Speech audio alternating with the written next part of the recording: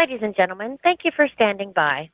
At this time, I would like to welcome everyone to the IQVIA Fourth Quarter 2025 Earnings Conference Call. All lines have been placed on mute to prevent any background noise. After the speaker's remarks, there will be a question-and-answer session. If you would like to ask a question during this time, simply press star followed by the number 1 on your telephone keypad. If you would like to withdraw your question, press star 1 again. As a reminder, this call is being recorded. Thank you. I would now like to turn the call over to Kerri Joseph, Senior Vice President, Investor Relations and Treasury. Mr. Joseph, please begin your conference. Thank you, operator. Good morning, everyone. Thank you for joining our fourth quarter and full year 2025 earnings call. With me today are Ari Bousbib, Chairman and Chief Executive Officer, Ron Bruehlman, Executive Vice President and Chief Financial Officer, Eric Sherbert, Executive Vice President and General Counsel, Mike Fedock, Senior Vice President, Financial Planning and Analysis, and Gustavo Perrone, Senior Director, Investor Relations. Today, we'll be referencing a presentation that will be visible during this call for those of you on the webcast.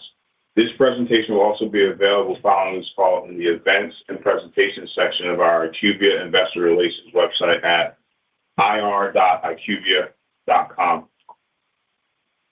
Before we begin, I would like to caution listeners that certain information discussed by management during this conference call will include forward-looking statements.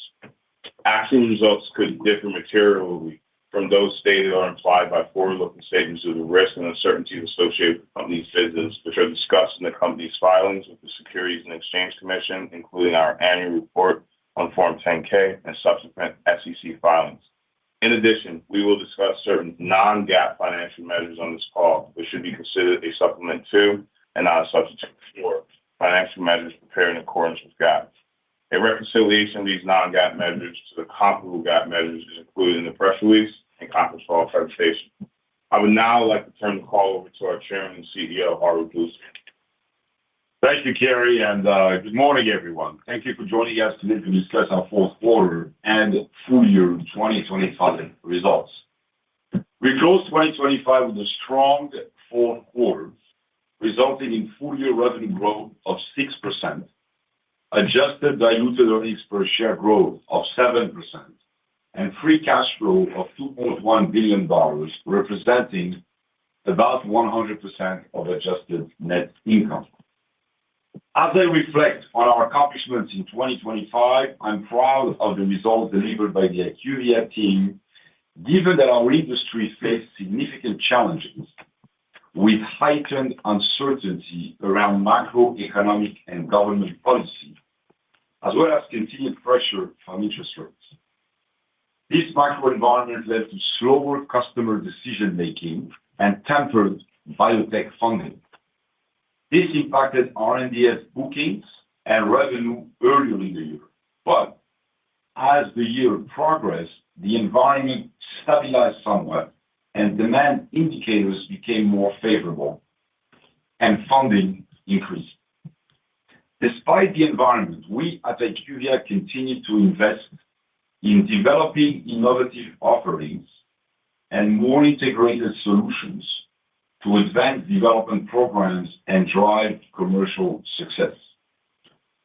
Examples of the depth and breadth of our clinical and commercial offerings and significant investments in 2025 include increasing our phase I trial capabilities to test new drugs in healthy volunteers with the acquisition of a facility in the UK. Expanding our site management organization with the acquisition of Next Oncology, a network of specialized sites serving patients enrolled in early-stage oncology trials. Helping clients advance critical programs ranging from global phase III oncology and obesity trials to launching innovative treatments in rare disease and underserved patient community. Seeing great demand among large and mid-sized pharma clients for our DaaS Plus solution, DaaS Data as a Service, which provides AI-ready data as a single harmonized source, simplifying customers' data management and building a strong foundation for AI analytics. This offering integrates global to local data, highlighting IQVIA's unique ability to merge proprietary data assets with third-party data assets with a compliant, scalable framework. Advancing the digitization of patient support programs to streamline workflows for treatment access and adherence with the recent launch of the IQVIA Patient Experience Platform, which already has 6 new customers on. Working with the Sabin Vaccine Institute to provide more than 640 Marburg vaccine doses to Ethiopia for a phase 2 trial during the nation's first Marburg virus disease outbreak, partnering with local health authorities to evaluate safety and efficacy. Winning our first full-service commercial outsourcing deal in Asia with a large pharma client. And last example, enhancing our capabilities in patient solutions and payer analytics with the acquisition of Cedargate Technologies in the fourth quarter. Let us now turn to the results for the quarter. Revenue for the quarter came in above the high end of our guidance range, representing year-over-year growth of 10.3% on a reported basis and 8.1% at constant currency. Acquisitions represented about 2 points of this growth. Fourth quarter adjusted EBITDA increased 5% versus prior year. Fourth quarter adjusted diluted EPS of $3.42 increased 9.6% year-over-year. On the clinical side, net bookings totaled over $2.7 billion, growing 7% year-over-year, 5% sequentially.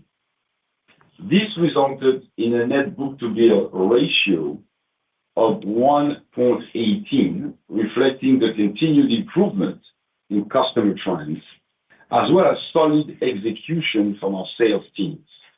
I should point out that in the fourth quarter, our cancellations, while in the normal range, were really slightly above the normal range due to a specific idiosyncratic aspects of certain trials that had to be canceled. Key demand metrics for the quarter continued to be positive. Our qualified pipeline is about 10% higher year-over-year, with growth across all customer segments. RFP flow grew double digits year-over-year, with growth across all segments, largest gains in large pharma and in EBP. Our win rates improved year-over-year, several percentage points. Backlog reached a new record of $32.7 billion at the end of the quarter, growing 5.3% compared to the prior year. And encouragingly, EBP funding was strong in Q4, reaching $33 billion according to BioWorld. On the commercial side, TAS continued to perform very well in the fourth quarter, achieving better than expected results despite the anticipated tougher year-over-year comparisons. We delivered growth in TAS of 9.8% reported, 7.1% at constant currency, highlighting the resilience of our broader commercial portfolio. And now a few highlights of business activity in the fourth quarter. We announced a strategic collaboration with Amazon Web Services, naming AWS as our preferred agentic cloud provider to accelerate the industry's digital transformation.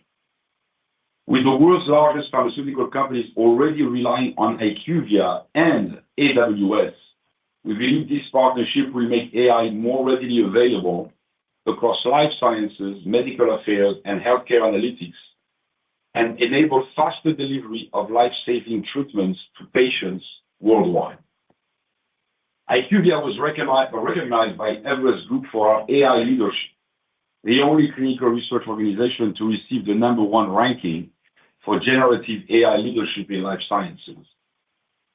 You will recall that we started on this AI journey quite a while ago, and specifically, a little more than a year ago, we announced a partnership with NVIDIA, with whom we have been working for over a year to build agents into our workflows, both in clinical and commercial. And we have made significant progress to date. In commercial, demand for our AI-driven innovations is gaining momentum with our clients, especially in large pharma. A few examples. A top 20 pharma client selected IQVIA to provide comprehensive AI-enabled information and analytics solutions for a major U.S. gastroenterology franchise. The top 15 pharma client chose IQVIA as the strategic partner for a multi-year program to deliver analytics and agentic AI solutions across the enterprise. Another pharma client selected IQVIA to deploy our AI-enabled patient relationship manager solution for rare disease hub services, improving patient engagement and therapy adherence. On the clinical side, in R&DS, I'll share some key wins in the quarter, focusing on large pharma and biotech companies and focusing on AI capabilities. The top 15 pharma clients selected IQVIA for a major respiratory development program, where IQVIA's ability to integrate AI-driven planning tools to accelerate timelines and improve efficiency was key to secure the win. A large pharma client chose IQVIA to manage a large food service program of MASH studies, utilizing AI-enhanced planning tools and advanced recruiting strategies. IQVIA was selected to manage a pivotal oncology study with end-to-end services and leveraging tailored AI-enabled technology solutions, including patient randomization and drug supply optimization. Now, I'd like to take a minute to share how we are simplifying our organization in 2026 to strengthen collaboration, enhance efficiency, and support continued growth. Our goal is to better align our teams with how our operating model has evolved to adapt to the new ways our clients are purchasing our capabilities. In the clinical space, clients are incorporating real-world evidence earlier in clinical development programs. And in the commercial space, as I mentioned in prior calls, we are seeing clients increasingly looking to outsource integrated commercialization programs that use IQVIA's suite of capabilities, from analytics to field-based sales and medical forces. Against this backdrop, we've implemented a simplified organization that consists of two reporting segments: Commercial Solutions and R&DS.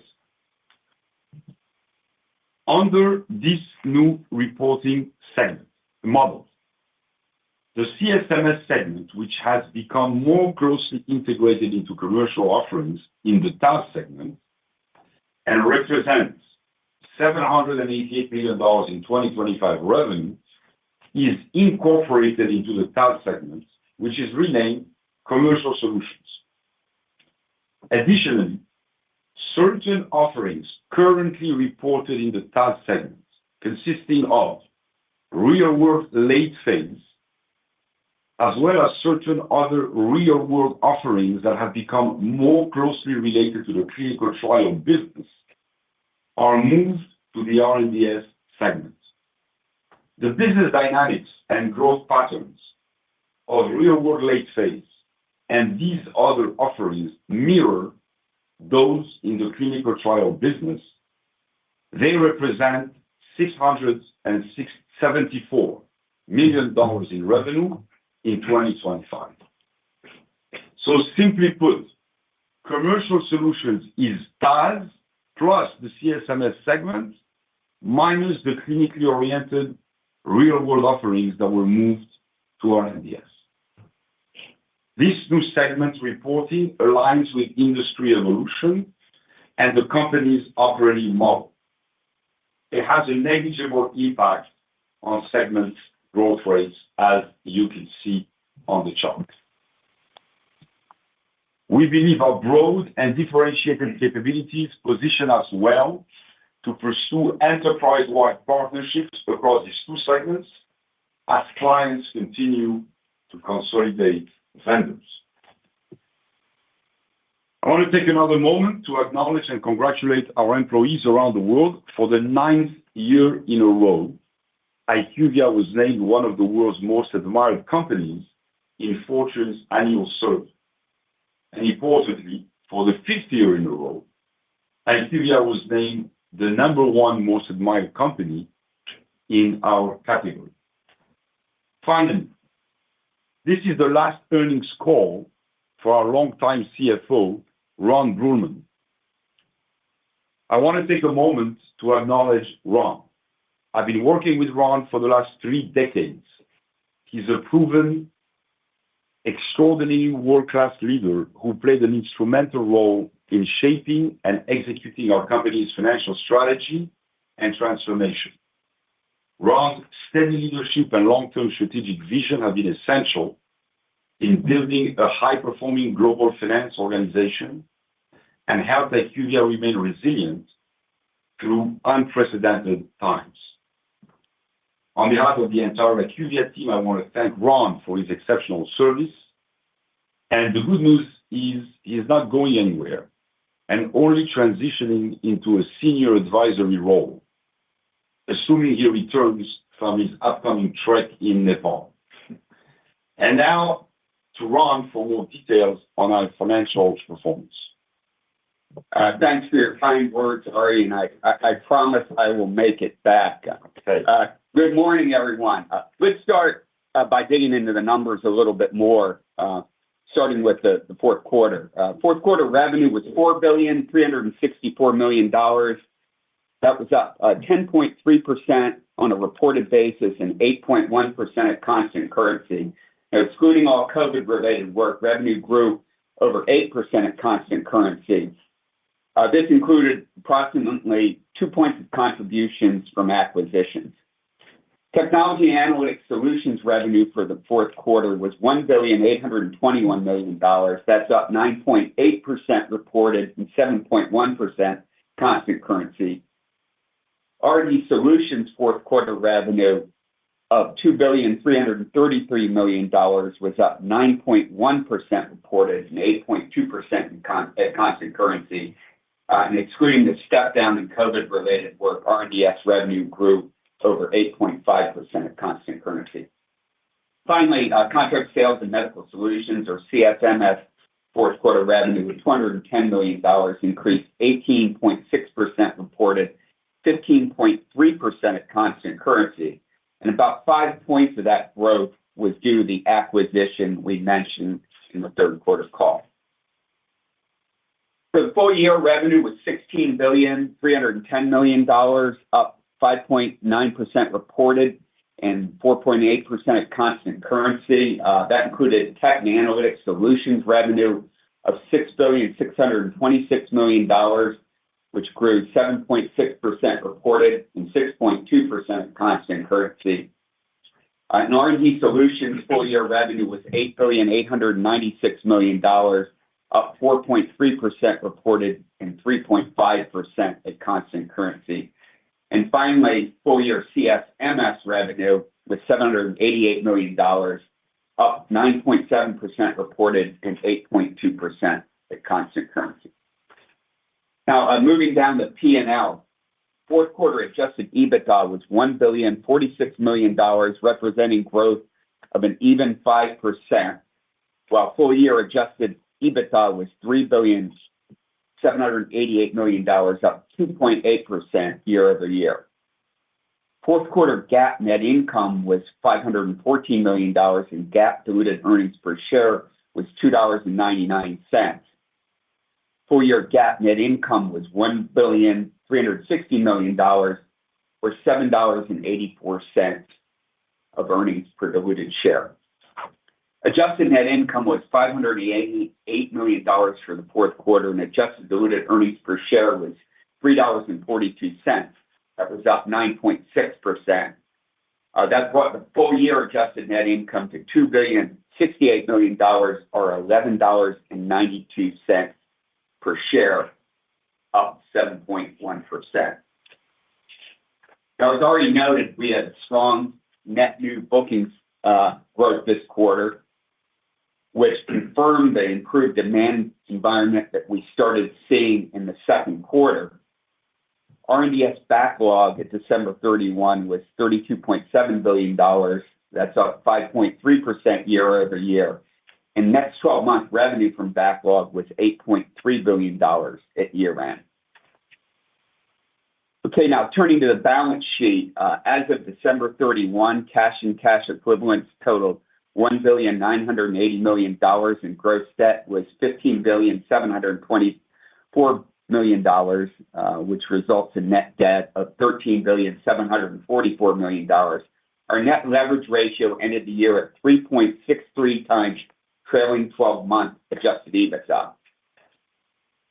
Cash flow from operations in the fourth quarter was $735 million, and capital expenditures were $174 million, which translated into free cash flow of $561 million. For the full year, free cash flow was $2,051 million, representing 99% of our full-year adjusted net income. In the quarter, we repurchased $212 million of shares, bringing our full-year share repurchase activity to $1,244 million at an average price of $169 per share. Now I'll turn it over to Mike Fedock, who will share details on our 2026 guidance. Mike? Thank you, Ron. For full year 2026, we expect revenue to be between $17,150 million and $17,350 million. This includes about 150 basis points of contribution from M&A and approximately 100 basis points of tailwind from foreign exchange versus prior year. Our adjusted EBITDA guidance is $3,975 million to $4,025 million, and our adjusted diluted EPS guidance is $12.55 to $12.85. Now, let me provide some color on the below-the-line items. This guidance includes approximately $610 million of operational D&A, net interest expense of approximately $760 million, which is about $80 million higher than 2025. This increase reflects the full-year impact of the senior notes issued in June 2025, swap maturities, and refinancing activity we expect to complete in 2026, partially offset by the lower interest rates on our variable debt. And finally, our guidance assumes an effective income tax rate of just over 17%, an average diluted share count of just over 171 million, and assumes that foreign currency rates as of February 4th continue for the balance of the year. Now, let's look at revenue at the new segment level. As already mentioned, we will start reporting 2026 under two segments, Commercial Solutions and RDS. This change will better align and simplify our operating to the evolving market landscape. We will provide a full recast of relevant historical financials for the two segments, starting with the first quarter 10-Q and the 2026 10-K.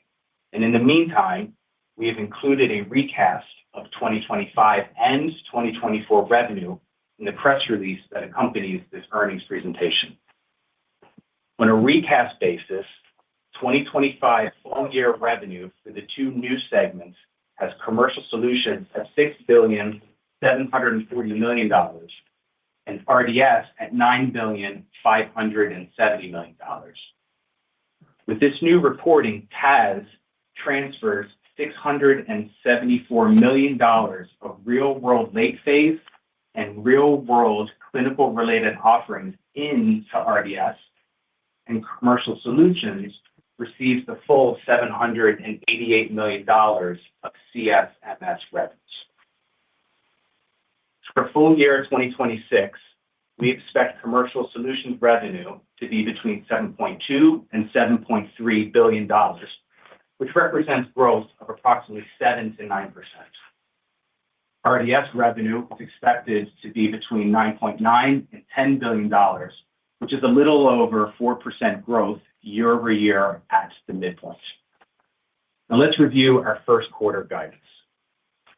For the first quarter, we expect revenue to be between $4.05 billion and $4.15 billion.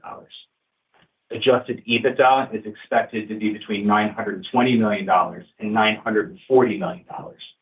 And adjusted diluted EPS is expected to be between $2.77 and $2.87. Now, before we move to Q&A, I just want to take a moment to thank Ron for his support, guidance, and mentorship. I've enjoyed working with Ron over the last 9 years, first as CFO of the lab business, then as CFO of R&DS, and most recently leading the corporate FP&A function. I'm grateful for everything he shared with me along the way. Now, with that said, let me hand it back to the operator for Q&A. Operator? At this time, I would like to remind everyone, in order to ask a question, press star, then the number 1 on your telephone keypad. We request that you please limit yourselves to just one question so that others in the queue may participate as well. We'll pause for a moment to compile the Q&A roster.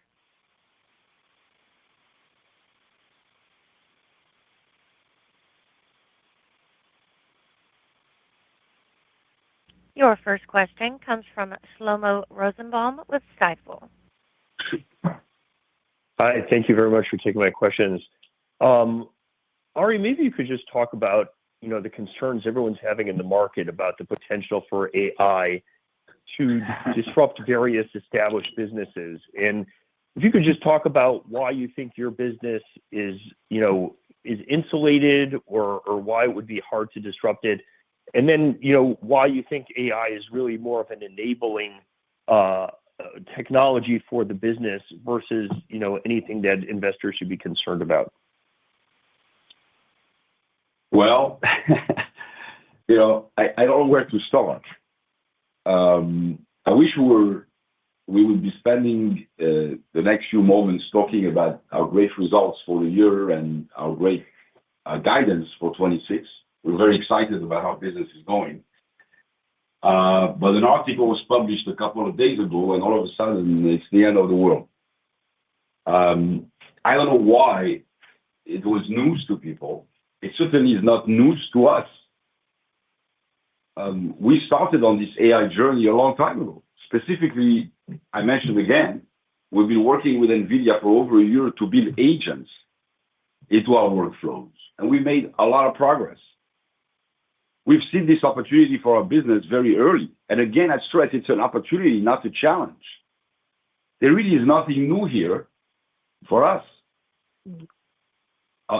Other than, obviously, I want to take the opportunity, because it's obviously not clear to people, to clarify what I believe is fundamental misunderstandings of both what our business is and what AI is.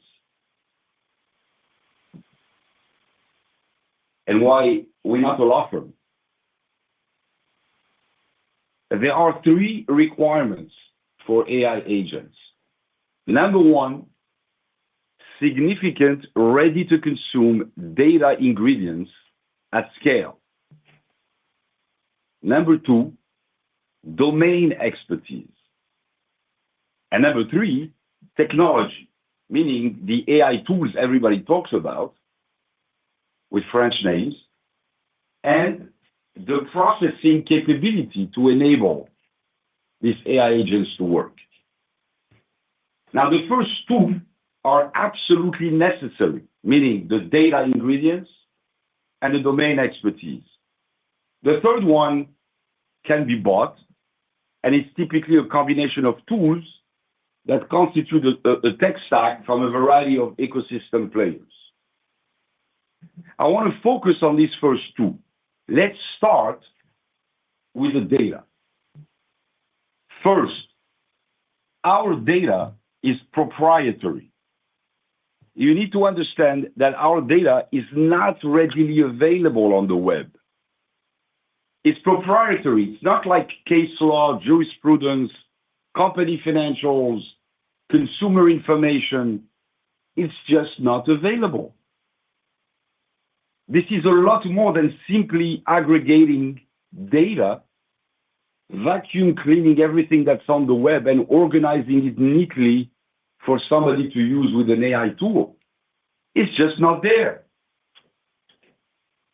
Second, it's sourced, de-identified, cleansed, curated, and integrated into data lakes that enable fit-for-purpose extraction algorithms to do their work. We do this at a huge cost and on a massive scale, and we've been doing this for decades. By the way, many have tried to replicate it. No one has duplicated it. Third, healthcare data is dynamic data. That is, it changes every moment and it needs to be updated constantly. It's not like a legal case. It remains the same legal case forever. It's static. Fourth, healthcare data is subject to significant regulatory, compliance, privacy frameworks that vary across countries and geographies. Do you really think that Germany is going to allow, let's call him Jean-Paul, to access and play around with individual healthcare data of their citizens? Fifth, healthcare data needs to meet interoperability, relevance, completeness, traceability, reliability, and linkability standards under countless ontologies at a scale and level of complexity that has zero comparison to any other industry. Sixth, the data that we sell to our clients is for specific defined uses. We do not sell all the data that we source. We sell the final product, not the ingredients. And the ingredients, which have much higher latency and higher levels of granularity, are what you need to train differentiated and specialized AI agents. Now, obviously, I could go on and on about why healthcare data at IQVIA bears no resemblance whatsoever to data in any other industry. But let me switch to the second important requirement to do AI agentification, and that is domain expertise. In some industries, a couple of lawyers will do to interpret a case. Not so in healthcare. To build the algorithms required to develop AI agents, you need to have the ability to read, understand, and interpret these highly complex data sets in their proper context, so the agents can perform these workflows at the level of precision, accuracy, trust, and compliance required by the regulators in healthcare. That is, by the way, what we've been calling with our clients healthcare-grade AI. And this is why our clients trust us to work with them on their own AI journey. On the one hand, it helps us differentiate in clinical research and win more business. On the commercial side, we've seen an uptick in demand for AI-enabled analytical offerings. A lot of what we do with large pharma is being discussed.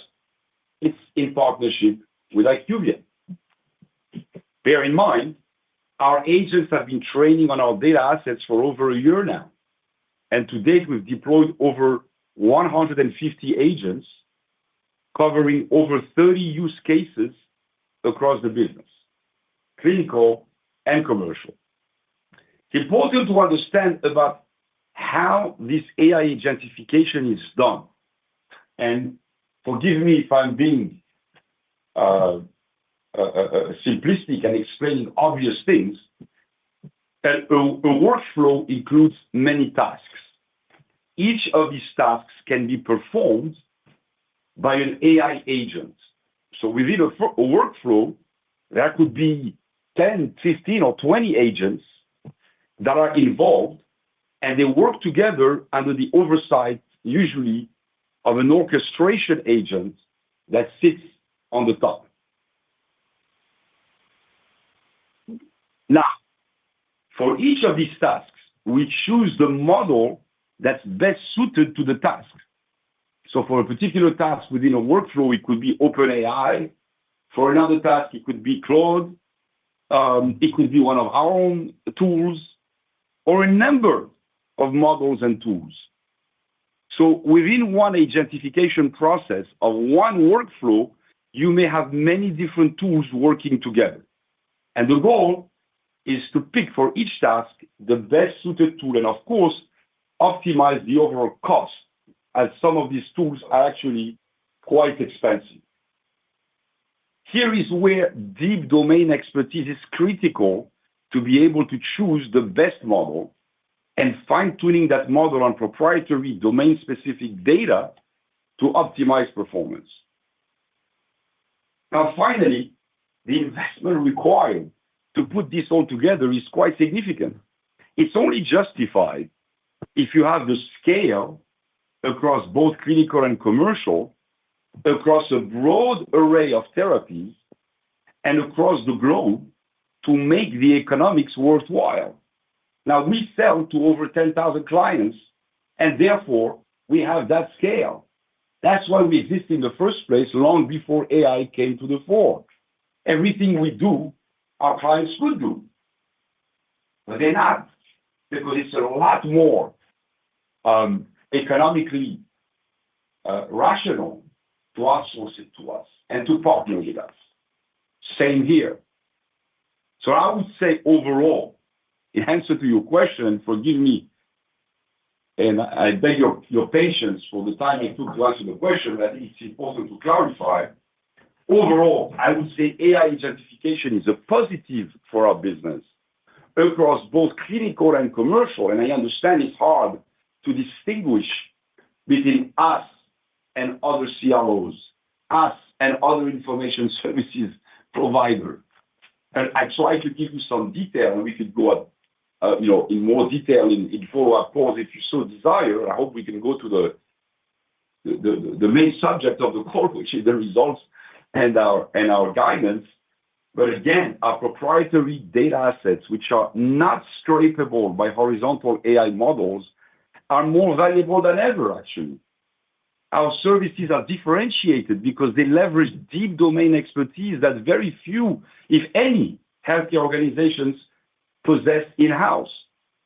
So yes, some lower-level consulting and analytics work may be displaced, but at the same time, we're seeing increasing demand for new offerings, including the next-generation information management DaaS solutions that I spoke about in my introductory remarks. And by the way, these introductory remarks were written long before the AI drama erupted a couple of days ago. So I hope that addresses your question, Shlomo. And I guess anybody wants to add anything here? No. All right. Thank you very much. Okay. Next question. Your next question comes from Eric Caldwell with Baird. Thanks very much, and good morning. I was hoping to dig into the latest acquisition, Cedargate. Perhaps help us better understand holistically what the value and driver of that acquisition is for the organization. and how it fits into the total IQVIA ecosystem?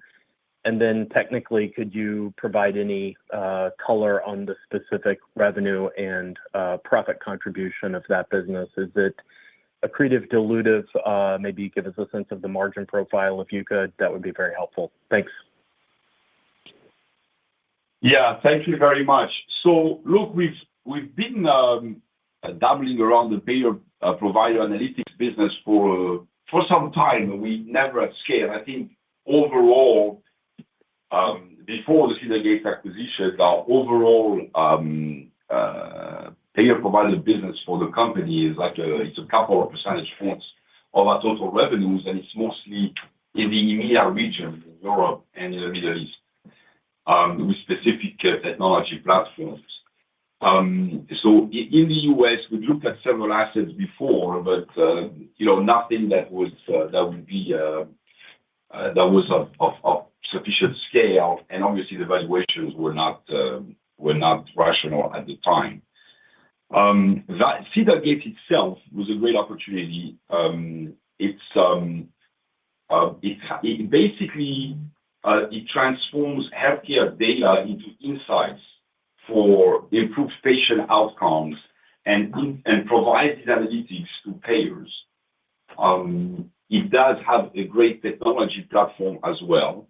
It has the right scale. You asked for the numbers. It's about, in 24, it was about $125 million in revenue. And it has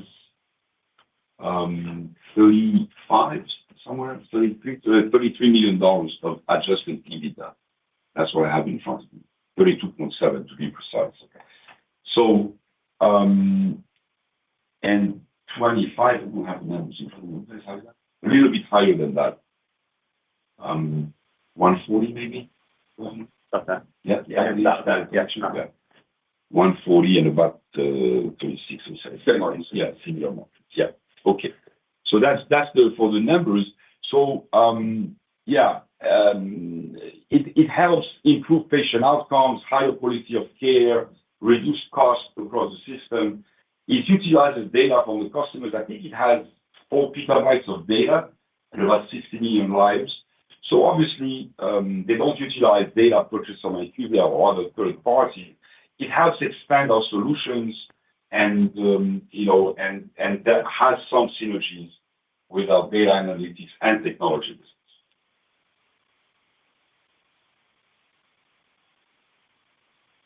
Thank you very much. Thank you, Eric.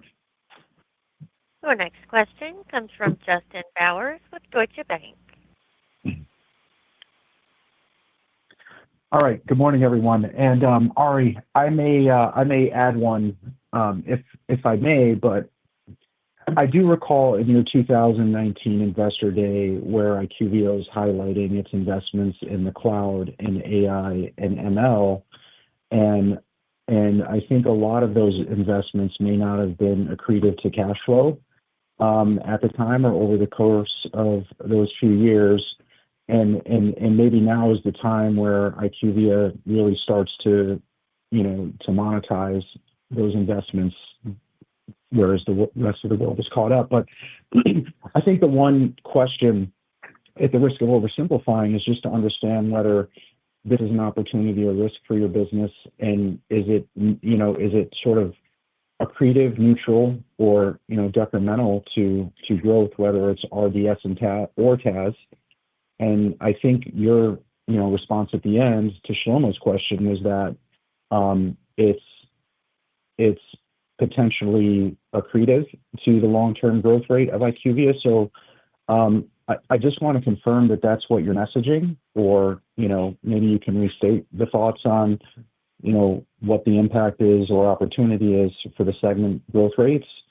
And then just secondly, it does sound like what you're seeing in RDS is an improving business environment based on your prepared remarks. And is that, are we on course to really sort of get back to the 1.2 book-to-bill throughout 2026? Does the pipeline support that, or is it sort of too early to tell? and thank you in advance. Yeah, well, thank you. I mean, I don't really know where to start. It's really frustrating that everything we've been saying on AI. We went back to 2019. It's true, but again, we've been accelerating all of this over the past year, and we've communicated this over and over again. It's really hard to disprove a generic assertion. Like AI is going to displace your business. It's exactly the opposite. I said before, and I'm going to repeat it again. AI justification is a positive, has been a positive, will continue to be a positive for us. IQVIA has the largest proprietary healthcare information assets in the world and is the foundation of our value to clients. That access is not available.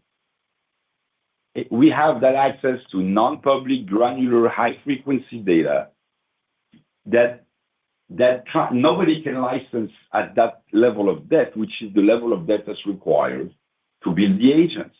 I don't know how else to say it. Number two, industry expertise and global presence cannot be replicated by general purpose AI like it can be in any other services. Our value comes from 7 decades of built knowledge across 100+ countries, deep understanding of local health systems. It cannot be systemized or replaced by generic LLMs. It just can't outside healthcare. Believe me, if we could, we would have already been on it. So our company is integral to our client's ecosystem. AI is more likely to augment the client's team, but not to replace us. Our clients' AI initiatives are enabled by our data services and workflows and people. The scale and the centralization that make IQVIA the natural healthcare AI partner should be evident. A little bit, it reminds me a little bit over a year ago, or about a year ago, I was hearing people telling me that R&D investments and in drug development is over. No one is going to invest in drug development anymore. I had people stating that as a fact. I don't know what to say. Okay, so I've said what I have to say. You can reread the transcript. I just want to remind you, again, AI delivers the most value when it's embedded in existing workflows. Why should you build a new wheel if the existing one works and you can simply optimize it? Most of what AI does, by the way, it covers 80% of what needs to be done, but you still not need to have someone with the subject matter expertise to complete the remaining 20%. Otherwise, you keep compounding errors and you end up with an incomplete product, which in healthcare is a no-no to begin with. You're also forgetting regulations. AI is all about productivity. It's all about enabling people to do more. It will not replace. It will help, enhance, and improve. Okay. I guess I'm not thinking about AI. R&DS and bookings. So the demand metrics are very strong. They continue to be double digits, whether it's qualified pipelines, RFP flow. The book-to-bill, again, I'm always pushing back on. You've seen that it has improved during the year. We had telegraphed that. This quarter had cancellations for futility reasons, but we had very strong bookings. Look, despite the naysayers who were telling us a year ago that we were done booking any business, we booked again $10 billion of business this year, like every other year after cancellations. So, what the book-to-bill will be next quarter, the quarter after next year, we don't project that. So I don't know. But again, the demand indicators are strong. And funding is strong. EVP demand has come back largely because funding has come back.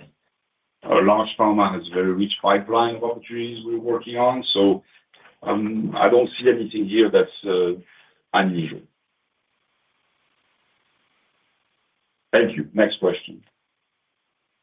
Your next question comes from Elizabeth Anderson with Evercore ISI. Good morning, Ari and everyone, and thanks for the question. I don't want to beat a dead horse, but have you actually seen, I think one of the fears that came out this week, and I'd just be curious your thoughts on it, are that, I think Pfizer and maybe some others have talked about using AI in terms of trial efficiency, improving trial efficiency. And when I heard that, it seemed sort of in line with sort of what you and others have maybe previously said about sort of an increase, just generalized increase in that over time. Have you seen any difference in sort of behaviors from that large pharma segment in terms of what they're asking for you? Because I think the fear comes down to like, are they going to need fewer FSP seats or something like that? And that would be a drag on revenue. Or is this, so one, I guess, have you heard over that? And then two, maybe on the financial side, anything you can point out in terms of the cadence of profitability this year that would be sort of different than what we've seen in prior years? Thank you. No,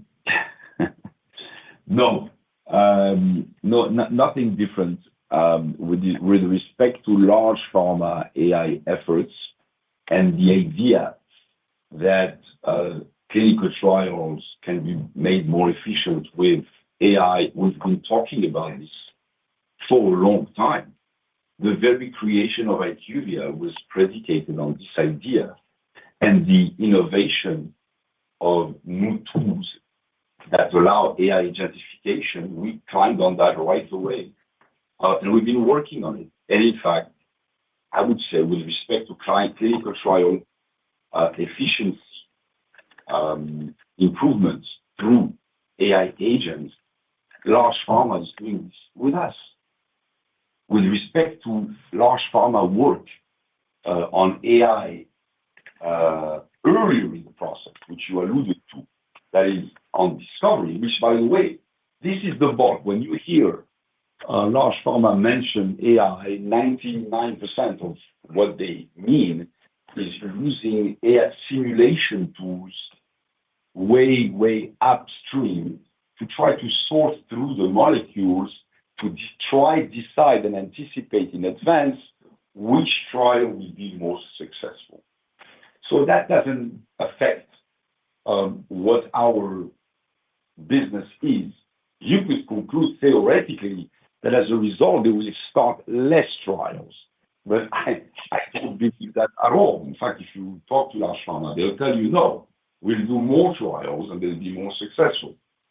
They think, there are other theories that will negate that. Most of the innovations, if you go back, actually came fortuitously, not because they proved the initial hypothesis. So, it's a different discussion, but innovation in pharmaceuticals has often come, per chance, so to speak, in the course of a trial that was trying to do something else.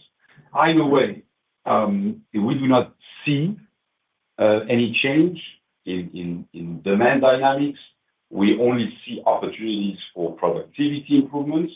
We are on it. We help our clients with those productivity improvements. It helps us as well. We work in partnership with our clients, and our business is stable and growing, and nothing has changed.